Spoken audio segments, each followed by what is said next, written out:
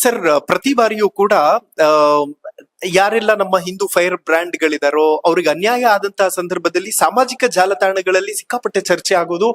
ನೀವೆಲ್ಲರೂ ಕೂಡ ಒಟ್ಟುಗೂಡಿ ಒಂದು ಹೊಸ ಶಕ್ತಿಯನ್ನ ಯಾಕೆ ರೂಪಿಸಬಾರ್ದು, ಒಂದು ಹೊಸ ರಾಜಕೀಯ ಪಕ್ಷಕ್ಕೆ ನಾಂದಿ ಯಾಕೆ ಹಾಡಬಾರ್ದು ಅನ್ನೋ ಪ್ರಶ್ನೆ ಪ್ರತಿನಿತ್ಯವೂ ಕೂಡ ಜನ ಅದನ್ನ ತೆಗಿತಾ ಇರ್ತಾರೆ. ಏನ್ ಹೇಳ್ತೀರಿ ಅದಕ್ಕೆ? ಜನರು ಬಯಸುವಂತದ್ದು ಸಹಜ ಅಂತ ನಾನು ಅಂದುಕೊಂಡಿದ್ದೇನೆ.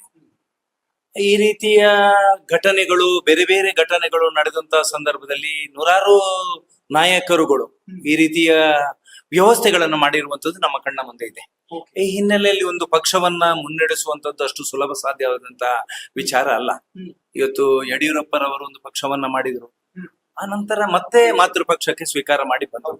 ಆ ಹಿನ್ನೆಲೆಯಲ್ಲಿ ಹೊಸ ಪಕ್ಷವನ್ನ ಹುಟ್ಟು ಹಾಕುವಂಥದ್ದು ಮತ್ತು ಅದರನ್ನ ಭಾರಿ ಸಮಯದಲ್ಲಿ ಅದನ್ನ ಜೀವಂತವಾಗಿ ಇಡುವಂಥದ್ದು ಕಷ್ಟ ಸಾಧ್ಯ. ಆ ಹಿನ್ನೆಲೆಯಲ್ಲಿ ಯಾರು ಕೂಡ ಇದನ್ನು ಯೋಚನೆ ಮಾಡುವಂತಹ ಅವಶ್ಯಕತೆ ಇಲ್ಲ. ಇವತ್ತು ರಾಷ್ಟ್ರೀಯ ಪಕ್ಷಗಳು ಇದೆ, ಒಂದು ತತ್ವ ಸಿದ್ಧಾಂತ ಆದರ್ಶವನ್ನ ಇಟ್ಟುಕೊಂಡಿರ್ತಕ್ಕಂತ ಪಕ್ಷಗಳಿದೆ. ರಾಷ್ಟ್ರೀಯ ಪಕ್ಷಗಳಲ್ಲಿ ಗುರುತಿಸುವಂತ ಕೆಲಸ ಕಾರ್ಯ ಆಗಬೇಕು ಹೊರತು ಹೊಸ ಪಕ್ಷಗಳನ್ನ ಮಾಡಿ ಅದರಲ್ಲಿ ಕೆಲಸ ಮಾಡತಕ್ಕಂತ ಮತ್ತು ಅದರಲ್ಲಿ ಯಶಸ್ಸನ್ನ ಗಳಿಸತಕ್ಕಂತ ಸಾಧ್ಯತೆಗಳು ಭಾರಿ ಕಡಿಮೆ ಇದೆ. ಆ ಹಿನ್ನೆಲೆಯಲ್ಲಿ ಯಾರು ಕೂಡ ಇದನ್ನು ಯೋಚನೆ ಮಾಡತಕ್ಕಂತ ಅವಶ್ಯಕತೆ ಇಲ್ಲ ಅಂತ ನಾನು ಅಂದುಕೊಂಡಿದ್ದೀನಿ. ಓಕೆ.